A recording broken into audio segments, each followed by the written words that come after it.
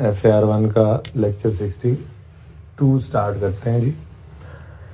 अच्छा, अब मेरे ख्याल से तो IS 8 में हमने जो बेसिक बातें सारी वो कर ली हुई हैं। मैंने आपको चेंज इन एस्टीमेट की अकाउंटिंग भी सिखा दी थी, इसमें भी हमने देख लिया, हमने नोट भी बना लिया उसका, ठीक है। उसके बाद चेंज इन पॉलिसी की अकाउंटिंग भी हमने देखी, प्रैक्टिस सेट 1 के अंदर देखी। क्वेश्चन बैंक 1 नहीं था, क्वेश्चन बैंक 2 था, मोहानी मैन्युफैक्चरिंग, उसमें भी हमने देखी। क्वेश्चन बैंक 2 के अंदर मोहानी मैन्युफैक्चरिंग में चेंज इन एस्टीमेट के साथ साथ उसके चेंज इन पॉलिसी के साथ साथ चेंज इन एस्टीमेट भी था। फिर हमने पिछले लेक्चर के अंदर क्वेश्चन बैंक 1 किया था, नाम क्या था उसका? Wonder limited. वंडर लिमिटेड के अंदर हमने प्रायर ईयर एरर को सही किया था और चेंज इन एस्टीमेट को भी देखा था, ठीक है।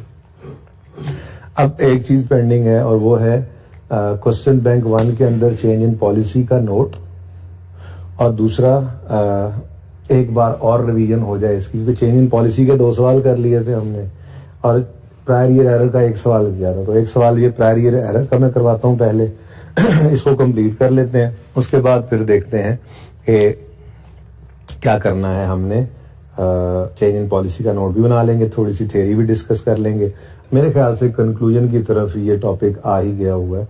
आज अगर खत्म हो गई बातें तो ठीक है, वरना कल थोड़ी बहुत बातें खत्म करके या इसको थोड़ी बहुत जो रह जाए पेंडिंग पे रख के तो कल हम नया टॉपिक भी स्टार्ट कर सकेंगे होपफुली, ठीक है। चल अच्छा जी, क्वेश्चन नंबर ये 7 को छोड़ें, ये कैसे 7 है आपको इसका नहीं पता होना चाहिए। बुक आपकी प्रिंटिंग के लिए जा चुकी है इंशाल्लाह, तो अवेलेबल हो जाएगी। तो आज ये क्वेश्चन क्लास वर्क में करेंगे, ये भी आपको हैंड आउट में मिल जाएगा इंशाल्लाह, और होमवर्क के अंदर 1 या 2 क्वेश्चंस में रखूंगा, वो भी आपको हैंड आउट के अंदर अवेलेबल कर दूंगा, ठीक है। अच्छा, रिक्वायरमेंट है prepare extracts from statement of financial position, statement of profit और loss and correction of error note including comparative figures for the year ended 30 June 2017। देखें, अब आपको ना रिक्वायरमेंट से इस तरह से खेलना आना चाहिए। जैसे सबसे पहला सवाल जो मैंने जिंदगी का आपको करवाया था, उसके अंदर इनकम स्टेटमेंट भी बनवाई थी, IS 8 वाले सवाल में बैलेंस शीट भी बनाई थी, चेन इक्विटी बनाई थी, नोट भी और एंट्रीज भी। फिर हमने अगला सवाल जो किया था मोहानी वाला, उसके अंदर उसने सिर्फ चेंजेस इन इक्विटी गालिबन मांग ली थी, ठीक है। तो हमने डायरेक्ट चेंज इन इक्विटी के अंदर प्रॉफिट एंड लॉस जो बनाते थे वो भी वहीं पे बना डाला था, ठीक है। अच्छा, उसके बाद फिर हमने क्वेश्चन बैंक 1 किया, जो क्वेश्चन बैंक 1 आपकी किताबों में होगा। वंडर लिमिटेड का सवाल जो किया हमने, वंडर लिमिटेड वाले सवाल के अंदर उसने फिर इनकम स्टेटमेंट मांग ली, बैलेंस शीट मांग ली, चेंज इन इक्विटी मांग ली, नोट मैंने कहा ऐड कर लो, और जर्नल एंट्रीज भी तो हमने उसको भी फुल फ्लेज कर दिया था, ठीक हो गया।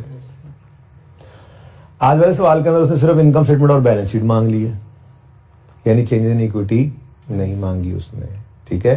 तो अब देखना ये पड़ेगा सवाल के अंदर कि statement of change in equity ना बनाकर भी क्या हम बैलेंस शीट के अंदर उसको लिख सकते हैं या नहीं लिख सकते हैं, ये क्वेश्चन होगा, ठीक है। साथ ही उसने क्या कहा है, एरर करेक्शन नोट बना दो, लेकिन चेंज इन अकाउंटिंग पॉलिसी चूंकि है तो मैं ये साथ वैसे ही बना दिया करूंगा। पर्चे में आपने सिर्फ वो चीज बनानी है जो रिक्वायर्ड हो, इसीलिए मैं बड़ा आसान से चेंज इन इक्विटी कोशिश कर लेते बनाकर और फिर वही फिगर्स उठा के बैलेंस शीट में लिख लेते, लेकिन ऐसा नहीं करेंगे, ठीक है। सवाल को शुरू करते हैं पहले। Following information has been extracted from draft financial statements of Marvellous limited for the year ended 30 June 2017। PPE आ रहा है हमारे पास 16 और 17 का। ईयर एंड क्या है जी? ईयर एंड है 30 जून 2017, ठीक है जी। और ये 30 जून 2016 है।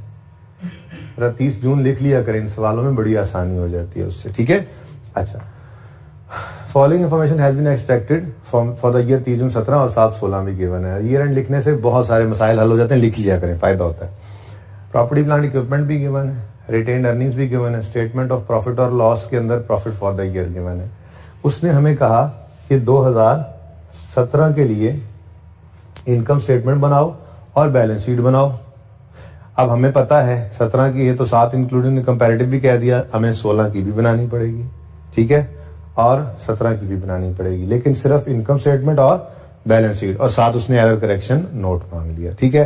लेकिन हम ये चीजें बना लेंगे बाद में, पहले हम अपनी इन दोनों एडजस्टमेंट्स को तो देख लें कि इनमें है क्या, ठीक है। it was identified that ML had incorrectly charged 36.75 million as maintenance expense incurred on installation of plant की इंस्टॉलेशन का आपको पता है कि वो प्लांट की कॉस्ट में ऐड होनी चाहिए, उन्होंने गलती से उसको क्या बना दिया, maintenance expense. The plant was available for use on 1 जुलाई 2014। इसका मतलब ये 30 जून 15 वाले साल में भी गलती हुई, 30 जून 16 में भी हुई, 30 जून 17 में भी हुई, लेकिन 15 का साल तो हमारे सामने है नहीं, हम 16 और 17 के अंदर इसको कर लेंगे। क्या ख्याल है? ये चलो बना देंगे, ठीक है, बनाना तो चाहिए क्योंकि एरर तो हम शुरू से ही लेकर आना है हमने। चलें, ये मुश्किल नहीं है, मेरे ख्याल से आसान है, लेकिन जी कल वाले सवाल का उलट है उसमें वो, हाँ बस वो तो जाहिर सी बात है, दोनों चीजें सिखानी है ना आपको, ठीक है। तो सवाल के अंदर, पर्चे के अंदर तो कोई एक तरह से सवाल आ सकता है, ठीक है। बल्कि कल का दिन भी आइए सेट पे लगा लेते हैं और कल ना हम रीवैल्यूएशन करवा लेंगे। इस सवाल के अंदर रीवैल्यूएशन हमने नहीं देखी, तो रीवैल्यूएशन की गलती करा के ना उसको भी सही करना सीख लेंगे। कल फिर इंशाल्लाह इसको कंक्लूड कर देंगे। वैसे आइए सेट का कितना लेक्चर है आज? 5वां?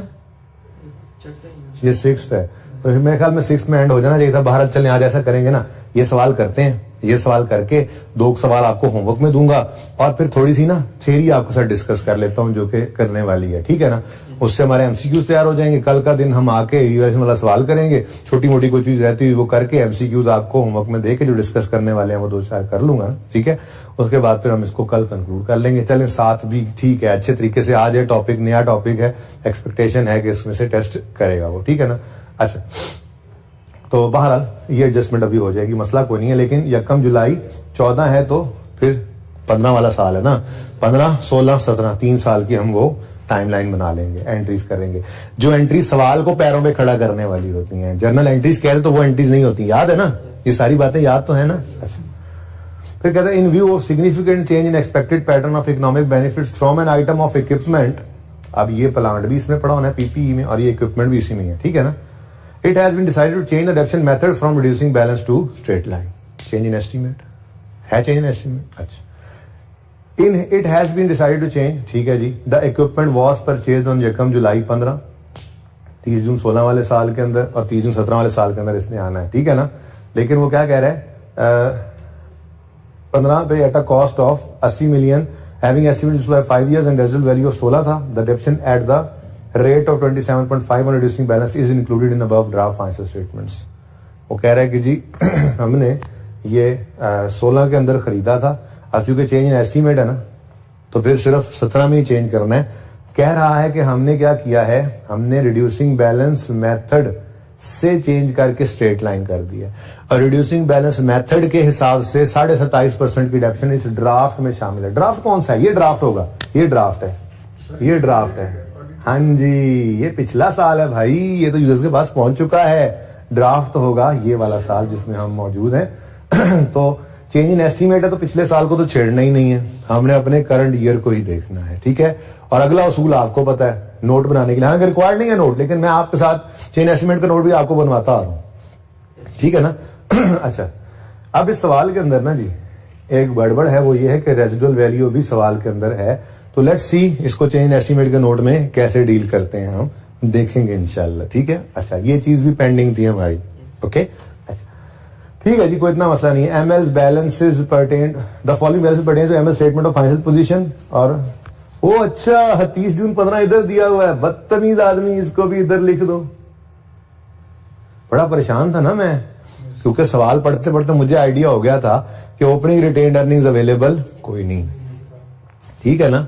यानी कि हमारे पास ये 30 जून 2015 की रिटेन्ड अर्निंग्स अवेलेबल कोई नहीं है, ठीक है। ये होंगी तो आगे चलेंगे, ठीक है ना। तो ये बेसिकली उसने ना अलग से दे दिया था, फनकारी लगा दी थी। तो पीपीई 30 जून 15 पर कितना है, 650। चलो ये भी मिल गया हमें, डाटा तो गिवन था, ठीक है जी।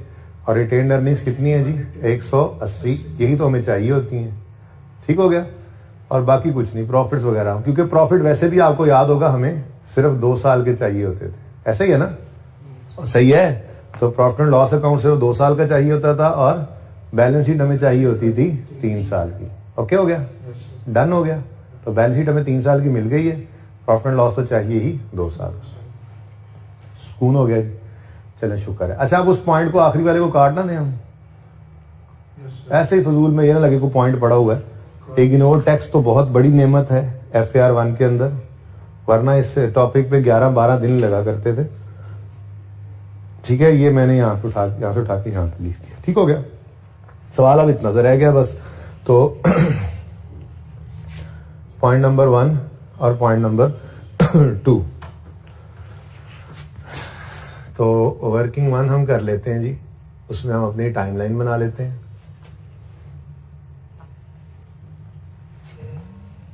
इनकम स्टेटमेंट बनानी है, बैलेंस शीट। आज तो खुला डुला काम चल सकता है, थोड़ा सा इधर ले आए इसको।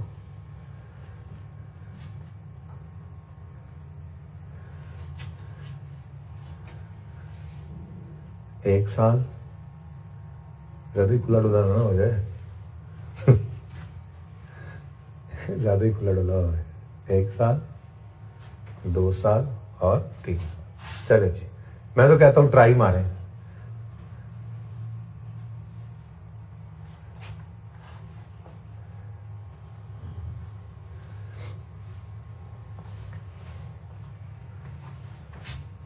एडजस्टमेंट नंबर 1 की बात पहले मैं कर रहा हूं।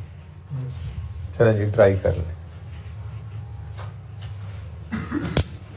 मैं भी 1 मिनट उधर ही रखिएगा, जरा पॉज कीजिएगा, इधर ले आए इस साइड पे। ट्राई करें जी, 1 मिनट लें, ट्राई करें।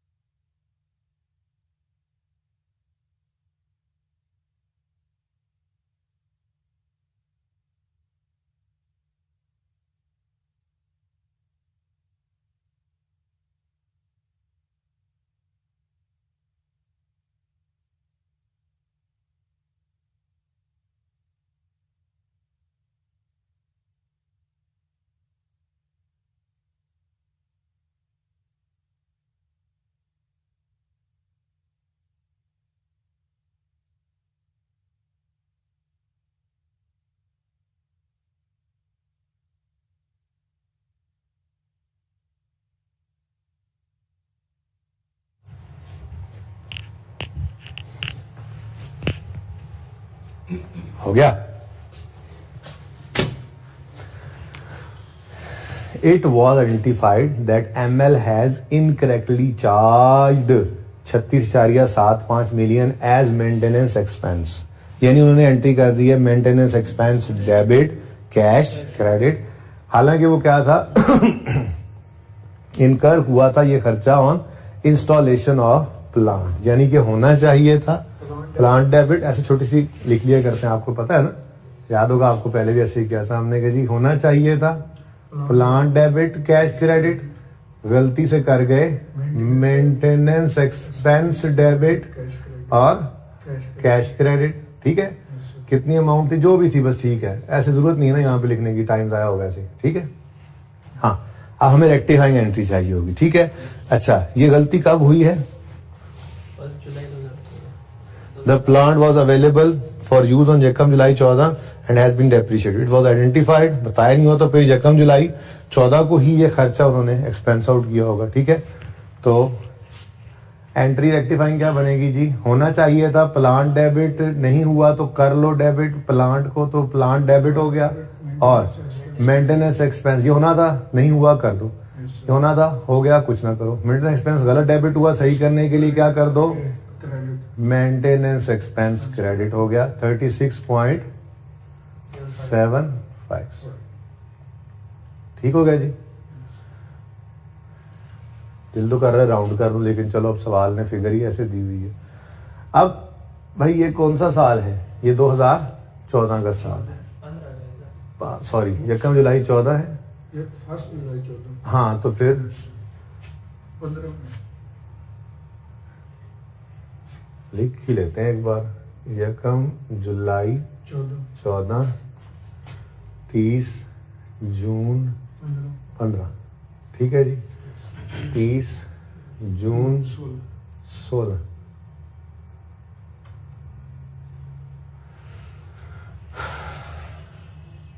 और 30 जून 17। तो ये साल हो गया 15 का, ये 16 का, और ये 17 का। ठीक है जी, ओके। अच्छा, अब ये आपको पता है कि एसेट गड़बड़ कर जाए तो डेप्रिसिएशन की गड़बड़ तो साथ ही है, ठीक है ना। ये बड़ी मजे की बात होती है, तो फिर उसको बताना पड़ेगा कुछ ना कुछ। तो कहता है and had been depreciate the plant was available for use in July 14 and had been depreciated on straight line basis over useful life of 4 years। अब वो कह रहा है प्लांट डेप्रिशिएट हुआ ना, ये 36 तो प्लांट में ऐड ही नहीं हुआ था, तो डेप्शन होने से भी रह गया था। तो ये डेप्शन रहती है तो डेप्शन चार्ज करनी पड़ेगी। इतनी लंबी सोच कौन सोचे, सादा सी बात। एसेट बढ़ रहा है तो डेप्रिसिएशन को भी बढ़ा दो। एसेट बढ़ रहा है, कम हो रहा है, प्लांट डेबिट, एसेट बढ़ रहा है, एसेट बढ़ रहा है, डेप्शन को भी बढ़ा दो। डेप्शन बढ़ाने की एंट्री डेप्रिसिएशन एक्सपेंस डेबिट, और अक्यूमुलेटेड की बजाय एसेट को ही क्रेडिट कर दो। बल्कि मैं तो यूं कहूंगा, इधर देखो, क्योंकि यहां पे प्लांट अलग से नहीं लिखा हुआ, पीपीई लिखा हुआ है, तो प्लांट की बजाय पीपीई ही कर दो डेबिट, ताकि एंट्रीज करने में, चीजों को पहुंचाने में आसानी रहे। ठीक है ना। Property plant equipment credit. अब हाँ भाई, डेप्रिसिएशन 36.75 डिवाइडेड बाय 4 years, ये 1 साल की डेप्शन है, और यकम जुलाई 14 से ही गड़बड़ है, तो यकम जुलाई 14 से 30 जून 15 तक पूरा साल डेप्शन होगा ना। हाँ, कितना 9.19। ये सवाल की वजह से मैंने थोड़ी सी इज्जत कर दी सवाल की, वरना हम तो आपको पता है राउंड ही कर देते होते हैं। ठीक है ना, क्योंकि सवाल ने एक्सप्रेसली ही समझो इसको पॉइंट्स में लिख दिया था, तो मैंने कहा अच्छा नहीं लगता, सवाल क्या कहेगा, बुरा लगता है, सवाल कहेगा, नाराज हो जाए सवाल कि यार मैंने सवाल लिख के तो दिया आपको। Okay, next. ये ना एक एडजस्टमेंट को मैं सामने रखता हूं, ठीक है ना। दूसरी एडजस्टमेंट जो है मैं उसको छेड़ा ही नहीं, एक को अलग देखना, ऐसे बीच में मिक्स नहीं करते चीजों को। ठीक है, अगले साल फिर ये गलती सही करेंगे। अगले साल प्लांट वाली गलती तो हर साल सही नहीं होती, वंस था, लेकिन डेप्रिसिएशन का मामला हर साल ही होगा, तो अगले साल भी डेप्रिसिएशन एक्सपेंस डेबिट और पीपीई क्रेडिट। आसान सा सवाल है, हर साल डेप्रिसिएशन सेम ही आएगी 9.19। डेप्रिसिएशन एक्सपेंस डेबिट और पीपीई क्रेडिट 9.19। ठीक हो गया जी। Adjustment 1 is over. ठीक,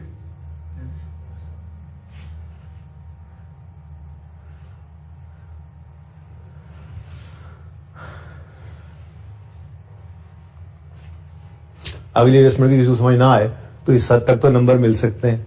क्या ख्याल है? गलत इनकम स्टेटमेंट बैलेंस शीट बनानी है ना, गलत प्रॉफिट उठा के ले जाओगे सही कर लोगे, गलत बैलेंस शीट का आइटम ले जाओगे सही कर लोगे। ठीक है, बहरहाल फिलहाल तो चले, अभी हमें तो आता है। ओके, एडजस्टमेंट नंबर 2 देखो भाई क्या है, क्या कह रहे हैं जी। हमने method of depreciation reducing balance method से बदलकर स्ट्रेट लाइन मेथड कर लिया है। ठीक है जी, रिड्यूसिंग बैलेंस जो था वो 27.5% पे डेप्रिशिएट कर रहे थे, और ये 16 वाले साल में खरीदा था। लेकिन अब ऊपर देखो ना, following matters are under consideration of the management, तो ड्राफ्ट के हिसाब से ये 17 के साल में खड़े होकर ये एस्टीमेट चेंज हो रहा है ना, तो इसलिए 16 के साल को तो हम नहीं छेड़ेंगे, चेंज एस्टीमेट तो हम प्रोस्पेक्टिवली डील करते हैं। ठीक है, तो फिर हमने क्या करना है जी, हम 17 वाले साल में, अच्छा ये ना भी लिखता ना तब भी हमें पता है कि फाइनेंशियल स्टेटमेंट्स जब बन चुकी हैं, चाहे ड्राफ्ट से ही, तो डेप्रिसिएशन की एंट्री के बिना थोड़ी ही बनी होंगी। प्रॉफिट एंड लॉस निकल आया, बैलेंस शीट के अंदर पीपी नजर आ रहा है, क्लोजिंग, तो कैसे हो सकता है कि डेप्रिसिएशन की एंट्री ना हुई हो। लेकिन उसने मेहरबानी की, और मेहरबानी करके बता देता होता है। ना भी बताया तो मैंने आपको कहा हुआ है कंजम्पशन क्या है, इस साल में भी गलती हुई पड़ी होती है, सही करें। ठीक है, बहरहाल वो क्या कह रहा है, the डेप्शन at the rate of 27.5 on reducing balance is included in above draft financial statements. डेप्शन की एंट्री हो चुकी है, ठीक है ना। एनीवेज आप छोटी सी वर्किंग मुझे पता है करेंगे, लेकिन आपको चूंकि रिड्यूसिंग बैलेंस मेथड है, आपको ये एसेट को लेकर आना पड़ेगा 1 जुलाई 15 से, फिर आप उसको 30 जून 16 तक डेप्रीशिएट करोगे, फिर आप उसको 30 जून 17 तक डेप्रीशिएट करोगे पहले, ठीक है ना। अब ये तो होगी उसकी डेप्रीसिएशन यहाँ से निकल आएगी जो उन्होंने चार्ज कर दी है। फिर आप कहोगे ओ हो स्ट्रेट लाइन मेथड से तो ये बनता है, क्या बनता है, वो कह रहे हैं the equipment was purchase and cost of 80 having useful life of 5 years, having estimated useful life of 5 years। तो भाई चेंज इन एस्टिमेट को तो आपने इफेक्टिव करना होगा 1 जुलाई 17, ये 30 जून 16 साल के पहले दिन, और उस दिन 1 साल गुजर चुका होगा, 4 रहते होंगे, और स्ट्रेट लाइन मेथड से भी डेप्शन निकाल लेंगे। मुझे पता है आप कर लेंगे 2-3 मिनट में ये adjustment. Go ahead. Working 1 open की है ना, तो वर्किंग 2 ओपन करें। वर्किंग 2 के अंदर पुरानी वाली डेप्रिसिएशन निकालें इस तरह डिटेल वर्किंग करके, और नई वाली डेप्रिसिएशन को कैलकुलेट करें जल्दी से। उधर रहने दें आमिर भाई।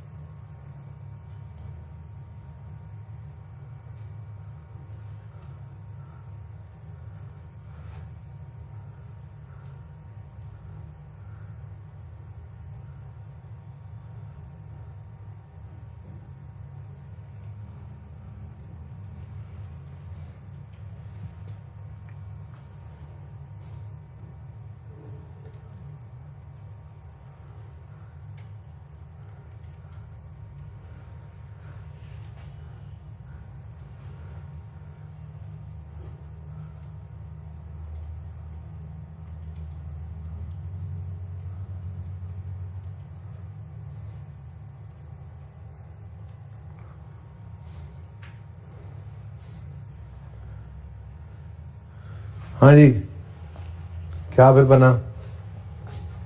अभी चल रही है कैलकुलेशन, जल्दी करें ना यार।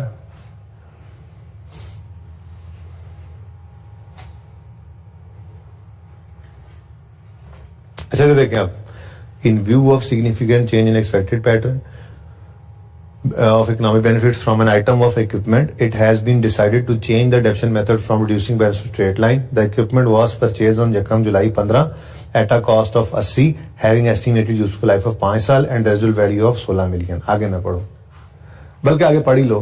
और कहता है the deduction at the rate of 27.5 on reducing balance is included in above draft financial statements। यानी अगर पुरानी बात करें तो कितनी कॉस्ट थी जी इसकी? 80 मिलियन का ये था, और 27.5 के हिसाब से डेप्रीशिएट हुआ। कितना सीधा साधा सवाल है। 1 जुलाई 15 को एसेट खरीद रहा है ये, है जी, तो सारे फ्रैक्शन से आपको बचाया हुआ है इसने। बोलो 22 एग्जैक्ट 22 आ गया, बुक वैल्यू आ गई 58। ठीक है जी, 58 को अब इधर देखो, ये जो 58 है ना, इस पे 27.5% लगा है। पिछले साल पे तो जो हो गया वो हो गया, चेंज इन एस्टीमेट है। पिछले साल को तो हमने कोई नहीं कहना, पिछले साल के डेप्शन को तो नहीं छेड़ना हमने, लेकिन इसके अंदर तो मसला है। हमें कितनी डेप्शन चार्ज हो? हाँ 16। तो बुक वैल्यू जो भी है, मुझे इससे क्या, बस ठीक है, बस ठीक है, मुझे इससे क्या चाहिए नहीं ना मुझे।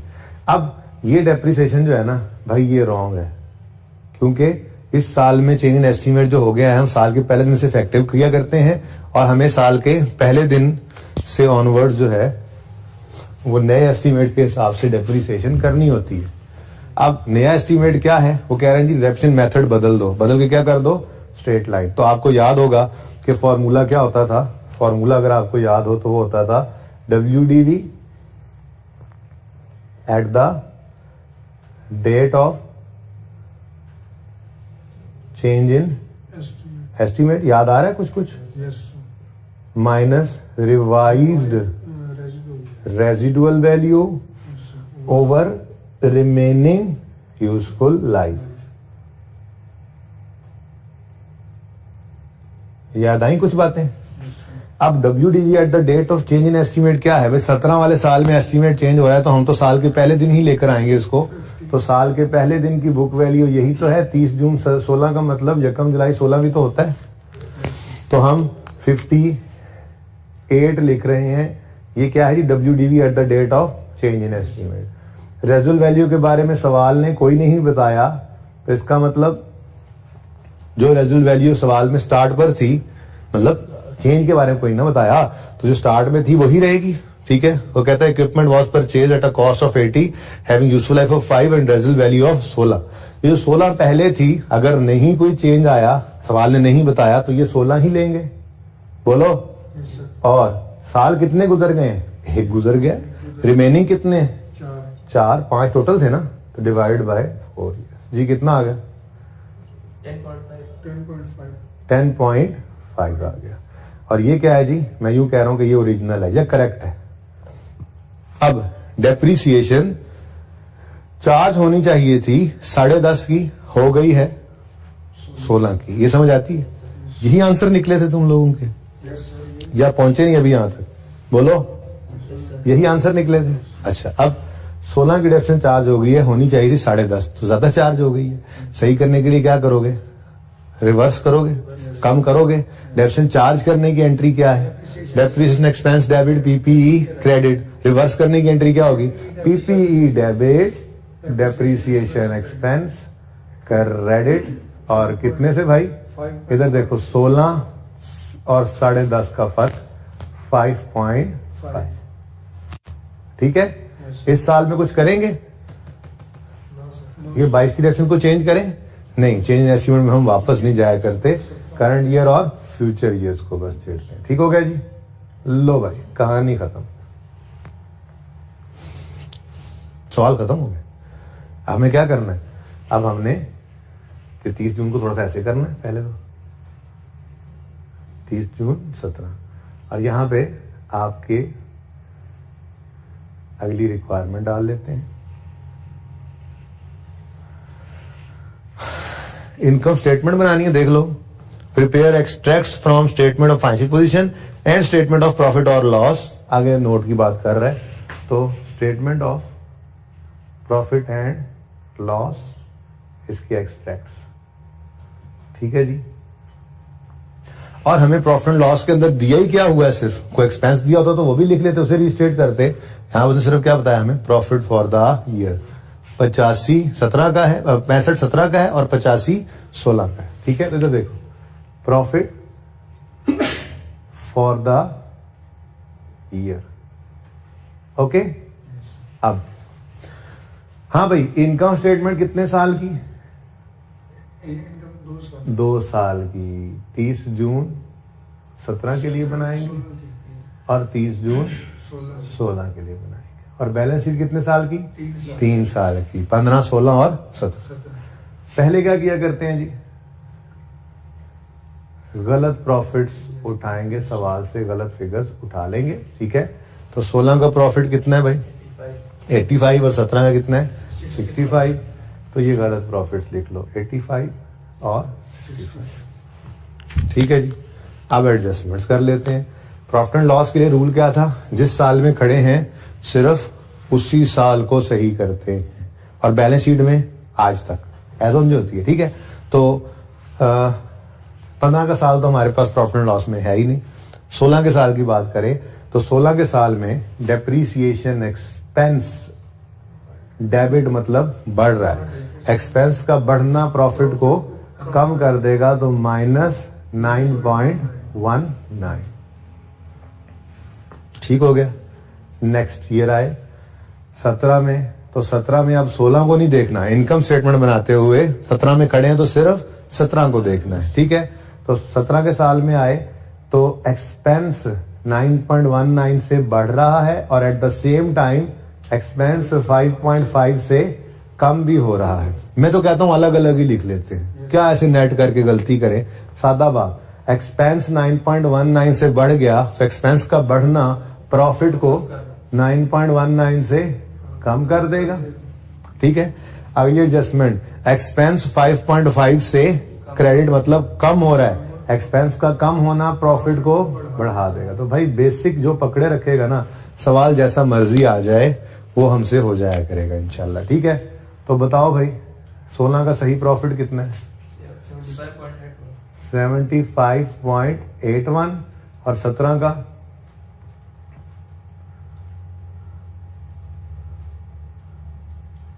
61.31। देख लो 17, अच्छा 17 ये है, सॉरी मैं ऊपर वाला देखे जा रहा हूँ मैं कह रहा हूँ पता नहीं क्या 61.31 मैं टोटल ये करने लगा। हाँ भाई, इसमें से सरताज का इलाज रिस्टेटेड लिखना है 16 पर, लेकिन 17 पर नहीं लिखते हैं, ठीक है। नोट करें बगैर इधर देखे।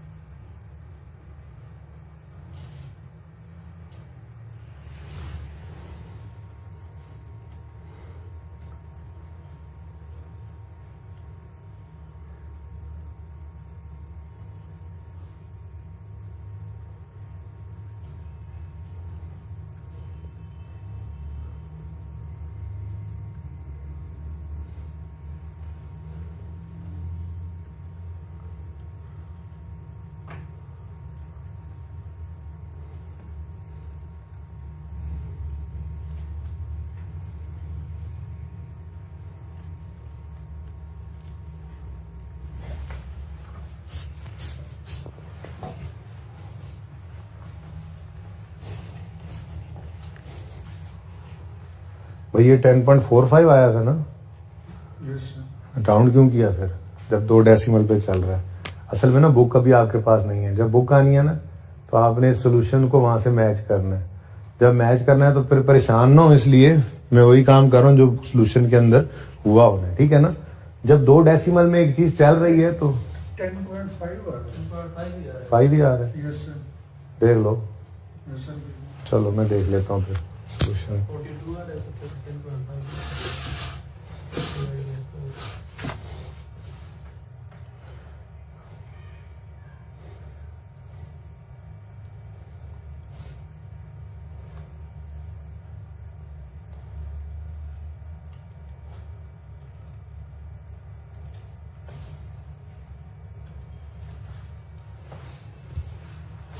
और यहाँ पे क्या आ रहा था? यहाँ पे ये 15.95 तो कहीं तो 0.5 का फर्क था ना यार। 15.95 तो इन दोनों का डिफरेंस जो है वो 5.45 बनता है, ठीक है ना। ये बेटा कोई मसला नहीं है, वो भी ठीक था, बिल्कुल ठीक था, कोई गलती नहीं है, कोई नंबर नहीं कटने। ये सिर्फ और सिर्फ इसलिए मैंने ये तकलीफ उठाई है दोबारा। देख लो ये फर्क बनता है, दोनों का ये फर्क बनता है ना। सिर्फ इसलिए तकलीफ उठाई है ये कि जब बुक आपकी आनी है ना 2-3 दिन में, तो ये बुक के अंदर सारे क्वेश्चन मौजूद हैं। आपने ऐसे कहना हाँ ये क्वेश्चन तो हमने किया, वैसे करके सोल्यूशन ओपन करना है और साथ देखना है तो 0.5 में तो इतना टाइम भी ना लगे आपको कि यार ये क्या हुआ। अच्छा राउंडिंग का ढूंढने में टाइम ना लगे आपको। मैं ये कह रहा हूँ कि आप, क्योंकि वहां पे थोड़ा तरतीब डिफरेंट होती है सवाल करने की, वर्किंग्स करने की थोड़ी बहुत, ठीक है ना। तो आपको आंसर एज इट इज सामने नजर आना चाहिए कि बिल्कुल सही जा रहा है, ठीक हो गया। हाँ भाई, यहां तक को मसला। Statement of financial position, statement of financial position, इसके एक्सट्रैक्ट्स बना लेते हैं। अब इसके अंदर जो कुछ पहले गड़बड़ मौजूद है वो लिख लेते हैं। पीपीई है और रिटेन्ड अर्निंग है।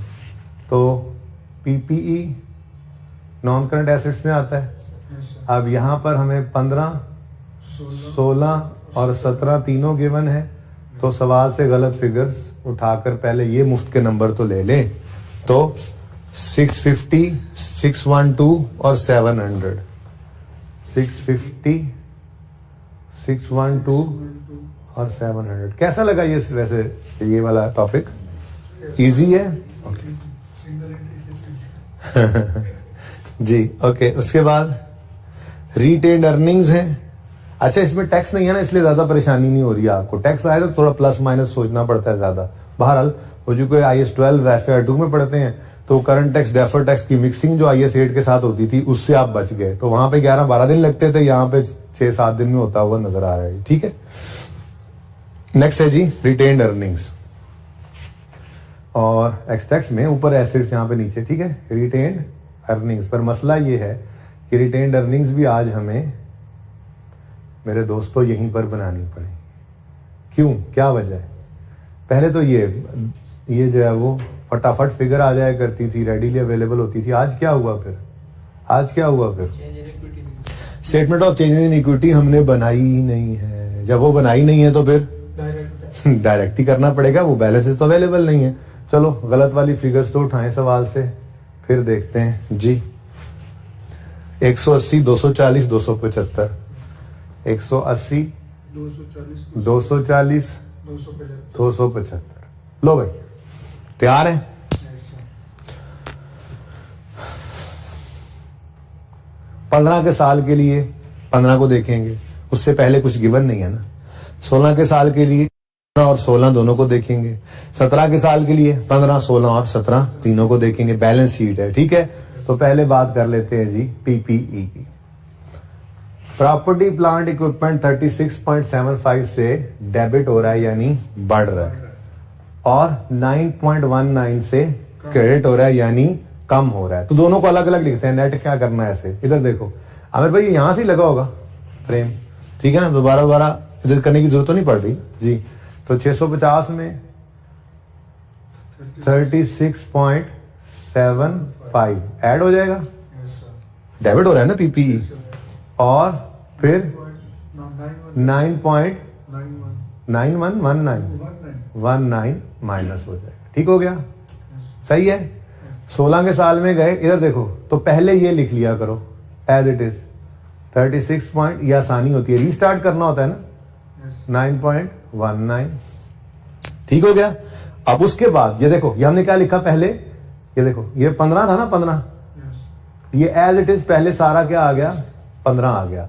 अब 16 को देखो, 16 में पीपीई 9.19 से कम हो रहा है, 9.19 से कम हो रहा है, क्रेडिट मतलब कम, तो माइनस 9.19। ये जनाब हमारा 16 वाले साल का इंपैक्ट आ गया। अब इधर देखो, जब 17 में गए तो पहले आंखें बंद करके ऊपर वाला सारा एज इट इज रीस्टार्ट करना है ना, इसको उठा के ऐसे लिख लो, 36.75 माइनस 9.19 माइनस 9.19। इधर देखो, ये सारे का सारा क्या है, 16, ठीक है ना, सारे का सारा क्या है, 16। अब आए 17 पे, तो 17 के अंदर पीपीई 9.19 से क्रेडिट हो रहा है यानी कम, काम हो रहा है, और पीपीई 5.45 से डेबिट हो रहा है यानी बढ़ रहा है, 5.45। यार इसको ना, ताकि जरा अच्छी सिमेट्री रह जाए, इसको 15 कर लें, ठीक है जी। इसको 16 कर लें, वो भी ऊपर से चेंज कर देते हैं ना, 61.31, ठीक है। और जब बैलेंस शीट की बारी आएगी ये 17 तो ये ये 17, सॉरी, तो 30 जून 17 आएगा, 30 जून 16 आएगा, और 30 जून 15 आ जाएगा, ठीक है ना। और सरताज का इलाज रीस्टेटेड लिखा हुआ था ऊपर हमने, ठीक है ना। अच्छा, लो भाई, रीस्टेटेड क्यों, इधर देखो, इसको जो बैलेंस शीट इनकम स्टेटमेंट गई होगी पिछले साल, उसमें 85 का प्रॉफिट था, आज आप जब फाइनेंशियल स्टेटमेंट्स को भेज रहे हैं तो उसमें आप कंपैरेटिव में 75 लिख रहे हो, तो उसको बताओ रीस्टेटेड है, और आगे बताओगे जाहिर है आप नोट के अंदर जाके, ठीक है, ओके। क्योंकि 17 ड्राफ्ट है तो इसका प्रॉफिट 65 था, आपने 61 दे भी दिया, उसको क्या पता 65 था पहले, इसलिए इसके ऊपर रीस्टेटेड नहीं लिखते थे। हर रोज वही बातें दोबारा दोबारा हम कर रहे होते, ओके। अच्छा, नेक्स्ट आता है जी, अब सॉरी बैलेंस शीट बन रही थी, बल्कि बन गई है। 15 का बता दो। 677.56, लेकिन रीस्टेटेड लिखना मत भूलना। उसकी वजह ये देखो, उसकी वजह ये है कि जो 30 जून 15 को उसको बैलेंस शीट गई है उसमें 650 के पीपी नजर आ रहे हैं, ठीक है। नेक्स्ट ईयर 16 में 630.7 630.70,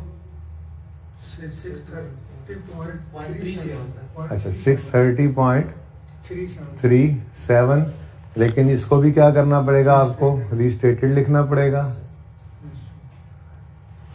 क्योंकि 16 के साल में जो रिटेन अर्निंग उसको गई हुई है वो पीपी जो गया वो 612 है, आप 630 बता रहे हैं। हाँ 17 के साल में रिलैक्स रहे, 714.63, इसके ऊपर रीस्टेटेड लिखने की जरूरत नहीं, ठीक हो गया। नेक्स्ट, रिटेन्ड अर्निंग्स, कोई टेंशन की बात नहीं है। रिटेन्ड अर्निंग्स डायरेक्ट बनाई तो थी आपने, वो जो आपने स्टेटमेंट ऑफ इक्विटी डायरेक्ट बनाई थी उसमें क्या था, ओपनिंग में प्रॉफिट की एडजस्टमेंट ही तो थी, ठीक है ना, तो कोई मसला नहीं है। आपने ये क्लोजिंग रिटेन्ड अर्निंग्स पकड़नी है 180 जो लिख चुके हैं आप, ठीक है। और इसमें देखना है, देखो मेरी बात सुनो, सादा सी बात है, 15 के साल की गलतियों को 15 की रिटेन्ड अर्निंग में सही करना है या नहीं करना। अब रिटेन्ड अर्निंग में क्या जाना है, पीपीई के इम्पैक्ट में जाना है, एसेट्स लायबिलिटीज में जाना है, नहीं रिटेन्ड अर्निंग्स में एसेट्स लायबिलिटीज के इम्पैक्ट नहीं जाना। रिटेन्ड अर्निंग्स में हमने डालने हैं इनकम्स एक्सपेंसेस के इफेक्ट को, क्योंकि प्रॉफिट एंड लॉस तो हमारे पास इस 15 के साल का है नहीं। मैंने माना कि यहां से आप प्रॉफिट उठा सकते हो, लेकिन चूंकि रिटेन्ड अर्निंग्स बना नहीं रहे इसलिए हर इम्पैक्ट को डायरेक्ट लेना भी सीख ही लेते हैं। हो सकता है कभी प्रॉफिट एंड लॉस ना बनवा, डायरेक्टली बैलेंस शीट बनवा दे, फिर क्या ख्याल है, समझ रहे हो, ठीक है ना। तो हम 1 बाय 1 शुरू करते हैं 15 के साल में, लेकिन बैलेंस शीट है, रिटेन्ड अर्निंग्स एज ऑन होती हैं आज तक के प्रॉफिट्स, तो रीस्टार्ट भी करना पड़ेगा, ठीक है। तो डायरेक्ट रिटेन्ड अर्निंग बना रहे हैं इस सवाल के अंदर हम। एक्सपेंस 36.75 से कम हो रहा है। 15 में जो एक एक्सपेंस कम हुआ तो ये प्रॉफिट को, 15 वाले प्रॉफिट को क्या करेगा, बढ़ा देगा। वेरी गुड, 36.75 से बढ़ा देगा। आगे बढ़ो, और फिर एक एक्सपेंस है जो डेबिट यानी बढ़ रहा है 9.19 से। इस एक्सपेंस का बढ़ना 15 के प्रॉफिट में, 15 के साल में एक एक्सपेंस बढ़ रहा है, तो उससे 15 के प्रॉफिट्स कम होंगे, लेकिन वो प्रॉफिट्स कहां पड़े हैं, रिटेन्ड अर्निंग्स में पड़े हैं, तो रिटेन्ड अर्निंग्स में -9.19 कर दो, ठीक है, सही है ना। आगे बढ़ते हैं, 16 के साल में आए तो उधर 16 के साल में जाने से पहले हमने क्या किया, क्योंकि बैलेंस शीट बन रही है, रीस्टार्ट करना है, तो पहले एज इट इज 15 आ जाएगा। क्यों, और भाई रिटेन्ड अर्निंग्स तो एज ऑन है ना, जो पिछले साल प्रॉफिट के इम्पैक्ट पड़े हैं रिटेन्ड अर्निंग्स पे, वही क्लोजिंग तो ओपनिंग नहीं ना बन गया आपका सही किया हुआ, उसने तो अपना क्लोजिंग ओपनिंग बनाया होगा जिसमें ये इम्पैक्ट नहीं होंगे, तो यहां पे भी वही उसूल है जो ऊपर उसूल है। बैलेंस शीट के हर आइटम के अंदर हमने रीस्टार्ट ही करना होगा। अब ये तो असर आ गया वही 15 का, ये देखें ये 15 था, ये 15 आ गया। अब 16 की बात करते हैं। अब 16 में आए, 16 में क्या हुआ जी, एक्सपेंस 9.19 से बढ़ गया, एक्सपेंस का बढ़ना प्रॉफिट को कम कर देगा 9.19 से, ठीक हो गया। अब जब 17 में जाओगे तो ये सारा जी ये 16 है, तो पहले 16 को लिखो, फिर जा सवाल के अंदर साल को देखना ही बाद में, बैलेंस शीट करते हुए हमने रीस्टार्ट करना है चूंकि, तो पहले हम क्या करेंगे, सारे का सारा पुराने वाला लिख देंगे। सही लिख दिया मैंने, सही है ना, बराबर नहीं तो आ रहा, मैं इसलिए कहा। अब आओ 17 में, 17 में एक एक्सपेंस 9.19 से बढ़ गया, एक्सपेंस का बढ़ना प्रॉफिट को कम कर देगा, और फिर एक एक्सपेंस कम हो गया, एक्सपेंस का कम होना प्रॉफिट को बढ़ा देगा। ठीक है जी, 5.45। तो मेरे ख्याल में तो कहानी खत्म हो गई है। लो भाई, रिटेन्ड अर्निंग्स 207.56, लेकिन ऊपर रीस्टेटेड लिखा हुआ है। क्यों? इधर देखो, जो आप दिखा रहे थे रिटेन्ड अर्निंग्स, उसको जो भेजी हुई है वो 180 की थी, बदल गई हैं। ठीक है, नेक्स्ट 258.37, 258.37, नेक्स्ट 289.6, 289.63। ठीक है भाई। Yes sir.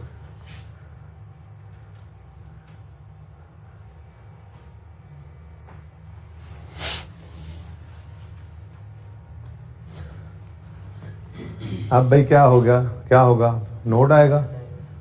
नोट अब कहाँ बनाए? चलो आ जाएगा, चलो ट्राई मारते हैं। आपको पता है क्या, ऊपर चीजें आपने नहीं लिखी हुई वो लिख लेनी है। ये है मार्वलस लिमिटेड। इधर देखें, अपने सोल्यूशन के ऊपर आपने यूं लिखना है मार्वलस, हर एक के ऊपर नंबर मिलते हैं इसके। Marvellous limited, statement of profit and loss, extracts, और नीचे फॉर द ईयर एंडेड 30 जून, फिर 17 और 16। ऐसे ही यहाँ पे भी लिखना है आपने। ओके, ऐसे ही यहाँ पे भी लिखना है आपने। ये लाजमी लिखिएगा, लाजमी लिखिएगा, लाजमी लिखिएगा, तीनों के ऊपर सब कुछ। ठीक है, मैं यहाँ पे डायरेक्टली अब लिख रहा हूँ नोट। ठीक है, notes to the financial statements में नोट नंबर, कभी 8 भी लिख लिया करो, 9, 7, 15 जी। क्या है जी? एरर करेक्शन नोट है, yes sir. Correction of error. और ये अंग्रेजी आवाज तो मैं नहीं लिखवा रहा, ये आपने लिखवा दी ना भाई दोनों सवालों के अंदर एक एक बार। ठीक है, यहाँ पे क्या लिखोगे? ये एज इट इज पॉइंट उठा के लिख दोगे। ML एज इनकरेक्टली चार्ज इतने, एज मेंटेनेंस कॉस्ट, बस कहानी खत्म। तो अंग्रेजी लिख दोगे।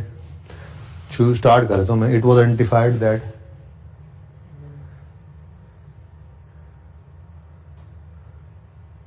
दैट ML हैज, बोलो बोलो जरा ताकि थोड़ा, correctly charged, हैज इनकरेक्टली, 36, इधर देखो, चार्ज डॉट डॉट, अगली कहानी पर्चे में डॉट डॉट ना लिखाना खुदारा। ठीक है, ये सारी कहानी पर्चे लिखने के बाद क्या लिखते थे आगे? Effect of change in policy या करेक्शन? करेक्शन हाँ जी, effect of correction on relevant items, line items of financial statements are as follows. ठीक है जी।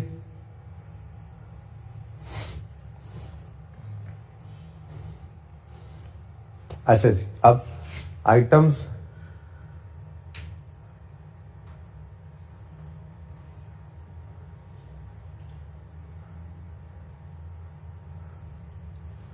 affecting statement of comprehensive income। अच्छा, स्टेटमेंट ऑफ कम्प्रीहेंसिव इनकम कितने साल की बनेगी भाई? बोलो बोलो बोलो। 2 साल की होती है ना, 2017, 2017 और 16। ठीक है, लेकिन चूंकि ये करेक्शन ऑफ एरर नोट है, इसलिए 17 के साल को बनाना ही नहीं है। ठीक है, ये आपको याद करवाने के लिए काटा हुआ है। पर्चे में एरर करेक्शन नोट हो तो 17 के साल में खड़े हो तो सिर्फ 16 की।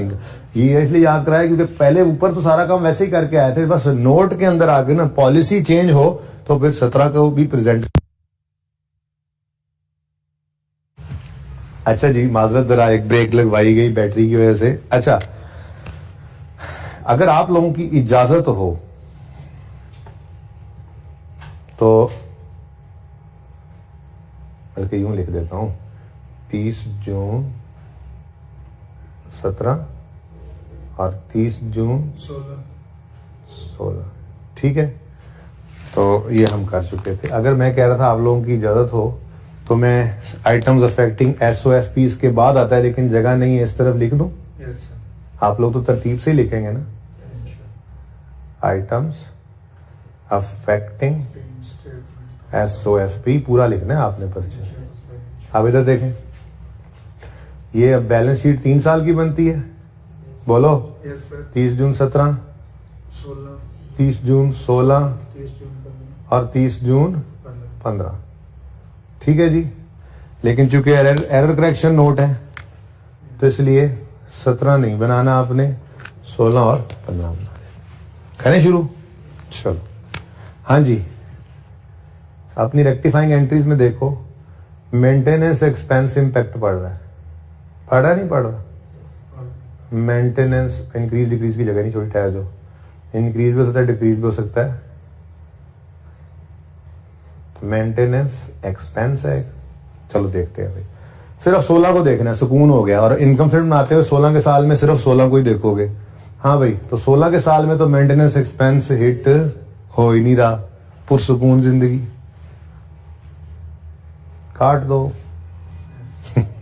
ठीक है, ओके। फिर डेप्रीसिएशन एक्सपेंस है, डेप्रीसिएशन एक्सपेंस ये तो है भाई सर 16 में। डेप्रीसिएशन एक्सपेंस 9.19 से डेबिट हो रहा है, यानी बढ़ रहा है, तो increase in Depreciation. Depreciation expense कितने से? 9.19 से। ठीक हो गया बेटा। उसके बाद दूसरी चीज जो हिट हो गई थी 16 के साल में, वो है 16 के साल का प्रॉफिट। तो प्रॉफिट फॉर द ईयर के लिए प्रॉफिट लॉस देखने की जरूरत नहीं, हम हर चीज ही एंट्रीज से बनाते हैं। ये सारा सवाल हमारे कदमों पे, सवाल अपने कदमों पे, हमारे कदम अपने कदमों पे जो खड़ा हुआ है वो इन्हीं एंट्रीज की बुनियाद पे खड़ा हुआ है। ठीक है ना? तो हम हर चीज के लिए इन एंट्रीज को ही देखते हैं, क्योंकि देखो ना, पता नहीं कौन सी चीज मंगवा ले। पर्चे में हमसे कहे इनकम स्टेटमेंट बना दो, तो भी हम एंट्री से देख के बनाएंगे। कहे सिर्फ बैलेंस शीट बना दो, इसी से देख के बना रहे हैं। कहे सिर्फ नोट बना दो, तो भी एंट्री से देख के बना रहे हैं। किसी चीज की मोहताजी नहीं लेनी यहां से। ठीक हो गया? चलो, तो प्रॉफिट फॉर द ईयर के लिए हम 16 के साल में इनकम स्टेटमेंट बनाते हैं, तो 16 को ही देखेंगे ना। ठीक है, तो 16 के साल में एक एक्सपेंस 9.19 से बढ़ रहा है। ठीक है, एक्सपेंस का बढ़ना प्रॉफिट को कम कर देगा, कितने से? 9.19 से। तो डिक्रीज इन प्रॉफिट है 9.19। ठीक हो गया जी। आगे आते हैं जी बैलेंस शीट में। बैलेंस शीट के अंदर एक तो हमारा पीपीई पे इंपैक्ट पड़ रहा है, Yes, sir. और दूसरा रिटेन्ड अर्निंग्स है। पीपीई सिंपल, 15 के साल में सिर्फ 15 को देखेंगे, 16 के साल में 15 और 16 को देखेंगे। 17 का साल बनाना ही नहीं है, जिंदगी आसान। ठीक है, तो 15 के साल में आप आए, आपने देखा पीपीई 36.75 से बढ़ रहा है और 9.19 से कम हो रहा है। पीपीई 36.75 से बढ़ रहा है प्लस, Yes, sir. और 9.19 19 से कम. से कम हो रहा है। तो नेट में बढ़ रहा है या कम हो रहा है? बढ़ रहा है. बढ़ रहा है। तो फिर कितने से बढ़ रहा है वैसे? 27.56. 27 गायब हो गया जरा थोड़ा सा। 27.56 56. से पीपीई में क्या आ गया? Increase. इंक्रीज। ठीक है जी। Yes, sir. 16 के साल में जाएंगे तो 16 के साल के अंदर 15 को भी देखना है और 16 को भी देखना है। तो 16 के साल में भी पीपी 9.19 से कम हो रहा है जी। Yes, sir. तो थोड़ा सा नीचे करके वर्किंग कर लेते हैं अब। प्लस 36.75 पहले लिखा, 9.19 लिखा, ये तो हो गया पिछला साल 15। अब 16 में भी 9.19 से ये कम हो रहा है, तो नेट में 18.37. 18.37 से इंक्रीज आ गया। अच्छा सर चेक तो करें, वैसे ही चेक तो करें। 30 जून 16 में जो उसको भेजा था उसमें पीपी 612 पे नजर आ रहा था। ठीक है, अब हमने जो बनाकर दिया है उसमें पीपी 630 पे नजर आ रहा है। दोनों का फर्क कितना है? 612 630 का 18.37। तो सही तो जा रहे हैं। ठीक है,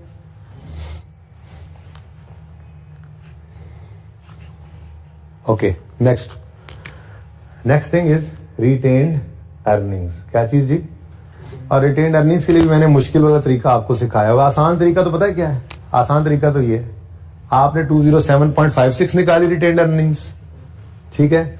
सवाल में गिवन है 180, तो आपकी रिटेन्ड अर्निंग्स 180 से बढ़ के 207.56 होगी। कितना फर्क पड़ता है? 27.56, ठीक है। लेकिन मैंने आपको मुश्किल वाला तरीका सिखाया हुआ है। वो मुश्किल तरीका क्या है जी? कैपिटल बराबर होता है एसेट्स माइनस लायबिलिटीज के, ठीक है। तो हम इधर आए, हमने देखा कि एसेट ही है, कौन सा साल है? 15 का साल है, 15 का साल है, एसेट ही है। और एसेट 36.75 से बढ़ रहा है और 9.19 से कम हो रहा है। तो नेट में बताओ एसेट 27. बढ़ रहा है, तो प्लस 27.56, और लायबिलिटी का नामो निशान ही कोई नहीं है, तो जीरो कुछ भी नहीं हुआ। तो हमारे पास फिर आंसर क्या आ गया? सी है ही क्या? 27.56, यानी रिटेन्ड अर्निंग्स में इंक्रीज है 27.56 से।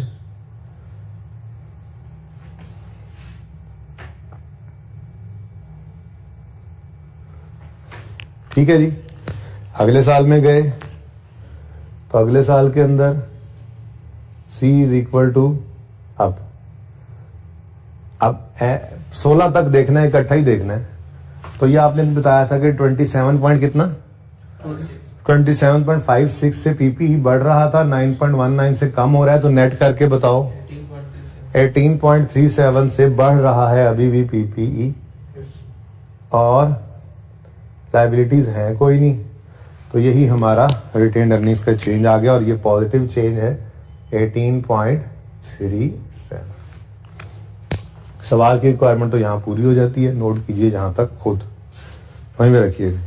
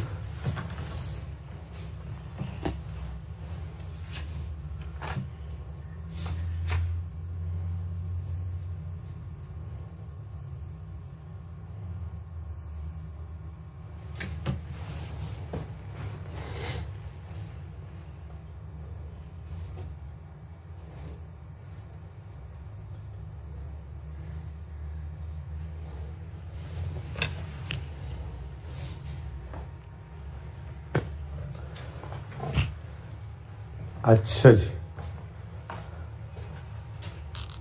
उसके बाद भाई अगली चीज जो एक एडिशनल चीज है वो है चेंज इन पॉलिसी का नोट। और आज इसमें ना असल में रेजिडुअल वैल्यू भी आ गई है, ठीक है। इस सवाल में रेजिडुअल वैल्यू है ना, इसलिए मैं चाह रहा हूं कि ये भी बना ही लें एक बार। रिक्वायर्ड नहीं है सवाल में, लेकिन चलो नोट नंबर 9 मैं यहाँ पे लिख लेता हूँ जी, चेंज इन एस्टिमेट। और इसके आगे इसमें अंग्रेजी क्या लिखोगे? ये वाली, इन view of significant change in expected pattern, ठीक है ना। इन व्यू ऑफ चेंज इन, अंग्रेजी लिख के सारी अंग्रेजियां मार लोगे, ठीक है ना, मार लोगे। चेंज एस्टिमेट बताना है ना। उसके बाद आप आगे लिखोगे effect of change in estimate is as follows. और अगली बात आपको पता है, हमने दो ही चीजें बतानी होती थी। एक होता था जी इंक्रीज भी हो सकता है, डिक्रीज भी हो सकता है in profit of current year, in profits of current year, एक ये फिगर चाहिए होती है हमें। और फिर उसी तरह से इन प्रॉफिट्स ऑफ फ्यूचर ईयर्स, ठीक है जी। तो इसके लिए हम एक वर्किंग किया करते थे। अब वर्किंग नंबर 3 का नंबर बन रहा है तो यहां मैं वर्किंग 3 कर लेता हूं, ठीक है। उसके अंदर आपको याद होगा मैंने आपको कहा था कि आपने करंट ईयर, तो बहुत आसान है, करंट ईयर में आपने क्या करना है, आपने ये देख लेना है, इधर देखो, करंट ईयर में डेप्रीसिएशन जो गलत थी वो 15.95 थी ना, 95 बोलो, और सही है 10.5। तो जो हमने सही किया है, तो करंट ईयर के अंदर डेप्रीसिएशन 5.45 से क्या हुई है, कम। डेप्रीसिएशन एक्सपेंस करंट ईयर में डेप्रीसिएशन कम हुई है 5.45 से, जिस वजह से प्रॉफिट बढ़ जाएगा 5.45 से, ठीक है। तो वहां के ऊपर हम लिख देंगे increase in profit of current year 5.45, ठीक है। अच्छा, अब जब बारी आती है ना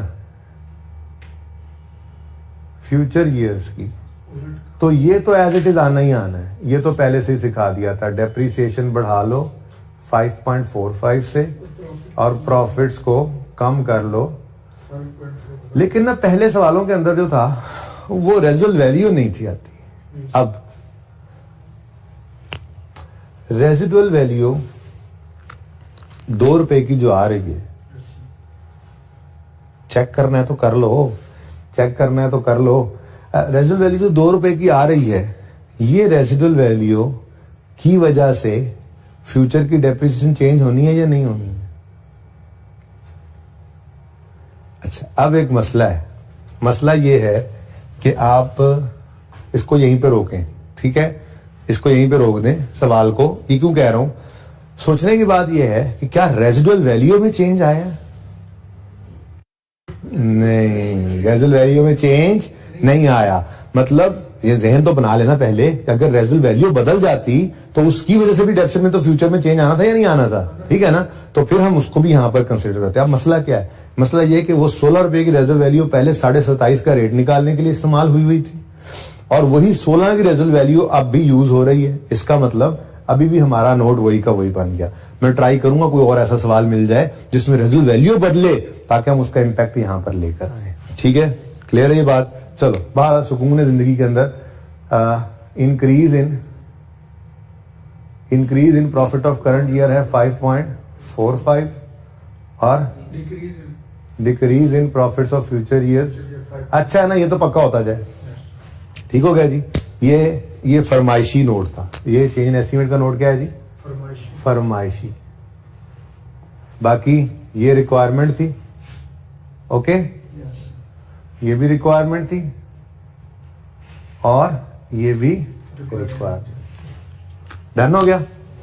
तो अब काफी पक्का होगा ये टॉपिक मेरे ख्याल से, ठीक है। हाँ, चेंज इन पॉलिसी का नोट बनाना है अभी हमने मोहानी वाले सवाल में, नहीं मोहानी वाला सवाल ही था ना, चेंज इन पॉलिसी 5 से आपको मैसेज में गए थे। हाँ, तो चले ठीक है, आपको मोहानी वाला सवाल हैंडआउट में मिला हुआ है, उसका आपने सवाल भी किया हुआ है। तो अपना होमवर्क लिखना शुरू करें। अब होमवर्क लिखना शुरू करें। क्लास वर्क मैंने क्या करवाया आपको जी, मार्वलस लिमिटेड, ठीक है जी, मार्वलस लिमिटेड सिर्फ सवाल किया हमने। हाँ, इसमें एक एडिशनल हमने स्टेटमेंट, ये चेंज इन एस्टीमेट का भी नोट बना दिया था। अच्छा, उसके बाद होमवर्क के अंदर सबसे पहले आप क्या लिखेंगे जी, मोहानी मैन्युफैक्चरिंग लिमिटेड वाला जो सवाल है, उसके अंदर सवाल मैंने आपको करा दिया था। आपने क्या करना है, कल मैं फिर बनवाऊंगा, prepare change in policy note, prepare change in policy note, ठीक है जी। उसके बाद एक सवाल और आपके हैंडआउट्स के अंदर होगा। अच्छा, ये देखें, पास पेपर के अंदर एक सवाल है, डैफोडिल लिमिटेड। ये आपको टेस्ट में दे दिया था, आपने ये कर लिया था, हमने डिस्कस भी कर लिया होगा, ठीक है। तो इसलिए 3 सवाल हैं पास पेपर के इस टॉपिक में, हमारी किताब में जो होंगे वो तीनों हम अल्हम्दुलिल्लाह कर चुके हैं। मतलब एक कर चुके हैं, 2 भी आप होमवर्क में कर लेंगे। अच्छा, आईके क्वेश्चन बैंक की अगर बात करें तो आईके क्वेश्चन बैंक में ये कोल लिमिटेड वाला सवाल है, इसके अंदर रीवैल्यूएशन के अंदर गड़बड़ है। ये इंशाल्लाह मैं कल खुद करवाऊंगा आपको, ठीक है। मैंने आपको मार्वलस वाला सवाल करवा दिया, ठीक है जी। उसके बाद आसिफ इंजीनियरिंग लिमिटेड, ये सवाल आपके हैंडआउट्स के अंदर होगा, ठीक है जी, जो मैं अभी आपको दे दूंगा ना। आसिफ आज शाम तक आ जाएंगे, आसिफ इंजीनियरिंग लिमिटेड, ठीक है जी। ये सवाल भी आसान है, इंशाल्लाह आप कर लेंगे, एक नजर डाल के देखें। उसने पीपी दे दिया, स्टोर स्पेयर दे दिए, रिटेन्ड अर्निंग्स दे दी, नेट प्रॉफिट दे दिया। आगे कहता है कि जी असल में ना पिछले 3 साल में वो भाई साहब जो थे स्टोर स्पेयर्स को क्या करते आ रहे थे, एक्सपेंस आउट करते आ रहे थे, लेकिन उन्होंने सोचा कि ये पॉलिसी जो है ना हमारी, ये सही नहीं है, और जिनकी भी लाइफ गालिबन 1 साल से ज्यादा है हम उनको कैपिटलाइज करेंगे। तो उसने पिछले 3 साल में फिर बताया आपको, ठीक है, कि पिछले 3 साल के अंदर ये देखो स्टोर स्पेयर्स कितने थे, 73, 80 और 70, ठीक है। फिर उसने ये कहा कि ये तो स्टोर स्पेयर्स थे ही, लेकिन ये वो पार्ट्स हैं जिनकी लाइफ 1 साल से गालिबन ज्यादा थी। तो बेसिकली ये एडिशन पिछले 3 साल से रिकॉर्ड करता हुआ लाना है हमने, और उसकी डेप्रिसिएशन को भी देखना है। तो इसको भी ट्राई किया जा सकता है, क्या ख्याल है?